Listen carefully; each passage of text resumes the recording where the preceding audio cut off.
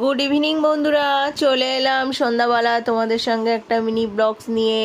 দেখো সন্ধ্যাবেলা দাদা বাড়ি এসে কি করছে, মেশিন নিয়ে বসেছে। কেন বলো তো, আমার এত জামা কাপড় সব সেলাই করে দিচ্ছে। এখন আমার আর বাইরে যেতে হয় না সেলাই করতে, সব সুন্দর করে সেট করে করে সেলাই করে দিচ্ছে। সব আমার ঢিলা ঢিলা হয়ে গেছে।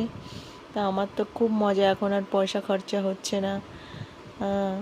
আজকে আমি অনেক ঘুমিয়েছি, ঘুম থেকে উঠে সন্ধ্যা ফন্ধ্যা দিয়ে দাদা দেখছি এত কাজ করে দিচ্ছে। তো আমার তো খুব ভালো লাগছে। কার কার স্বামী এরকম করে দাও, প্লিজ আমাকে কমেন্ট করে জানাবে। অ্যাকচুয়ালি না, নিচে সেলাই করতে হবে না, ওটা তুমি বগল সেলাই করে দাও শুধু।